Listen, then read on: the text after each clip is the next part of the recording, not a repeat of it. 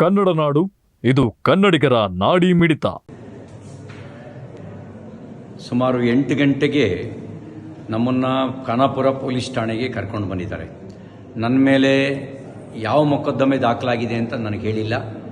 ನಾನು ಕೊಟ್ಟ ದೂರನ್ನು ಗಂಟೆಗಟ್ಟಲೆಯಿಂದ ಸ್ವೀಕಾರ ಮಾಡ್ದಲೇ ನಾನು 0 FIR ಹಾಕಿ ಅಂತ ಹೇಳ್ತಾ ಇದ್ದೀನಿ.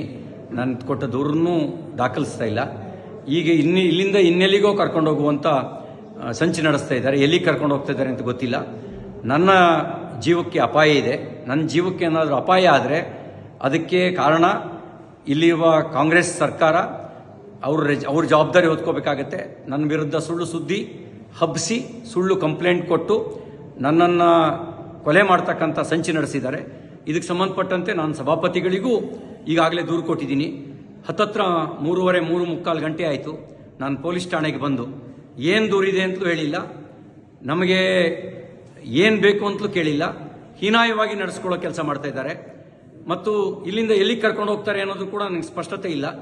ನನ್ನ ಜೀವಕ್ಕೆ ಏನಾದರೂ ತೊಂದರೆ ಆದರೆ ಅದಕ್ಕೆ ಪೊಲೀಸರು ಮತ್ತು ಇಲ್ಲಿಯ ಸರ್ಕಾರ, ವಿಶೇಷವಾಗಿ ಲಕ್ಷ್ಮೀ ಹೆಬ್ಬಾಳ್ಕರ್, DK ಶಿವಕುಮಾರ್ ಅವ್ರ ತಂಡವೇ ಇದಕ್ಕೆ ಕಾರಣ ಆಗುತ್ತೆ ಅನ್ನೋದನ್ನು ಈ ಮೂಲಕ ನಾನು ತಿಳಿಸೋದಕ್ಕೆ ಬಯಸ್ತಾ ಇದ್ದೀನಿ. ಎಲ್ಲವೂ ನಿಗೂಢವಾಗಿದೆ. ಯಾವುದೋ ಕ್ರಿಮಿನಲ್ಗಳನ್ನು ನಡೆಸ್ಕೊಳ್ಳೋ ರೀತಿಯಲ್ಲಿ ನಡೆಸ್ಕೊಳ್ತಾ ಇದ್ದಾರೆ. ಅವರು ನಡೆಸ್ಕೊಳ್ತಿರೋ ರೀತಿ ಅನುಮಾನ ಹುಟ್ಟಿಸ್ತಾ ಇದೆ. ಪ್ರತಿಯೊಂದು ನಡೆಯೂ ಕೂಡ ಅನುಮಾನಾಸ್ಪದವಾಗಿದೆ ಅವರು ನಡ್ಕೊಳ್ತಿರ್ತಕ್ಕಂಥ ರೀತಿ. ನಾನೊಬ್ಬ ಜನಪ್ರತಿನಿಧಿಯಾಗಿ ಮಂತ್ರಿಯಾಗಿ ಕೆಲಸ ಮಾಡಿದವನು.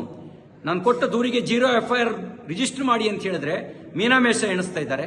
ಇದೆಲ್ಲವೂ ಅವರು ತುರ್ತು ಪರಿಸ್ಥಿತಿಯ ಕಾಲಘಟ್ಟದಲ್ಲಿ ನಡ್ಕೊಳ್ಳೋ ರೀತಿಯಲ್ಲಿ ನಡ್ಕೊಳ್ತಾ ಇದ್ದಾರೆ. ಜೈ ಹಿಂದ್. ನೀವಿನ್ನು ಕನ್ನಡ ನಾಡು ವಾಹಿನಿಯನ್ನ ಸಬ್ಸ್ಕ್ರೈಬ್ ಮಾಡಿಕೊಂಡಿಲ್ವಾ? ಈಗಲೇ ಸಬ್ಸ್ಕ್ರೈಬ್ ಮಾಡಿ, ಬೆಲ್ ಐಕಾನ್ ಅನ್ನ ಒತ್ತಿ ನೋಟಿಫಿಕೇಶನ್ಗಳನ್ನ ಪಡೆಯಿರಿ.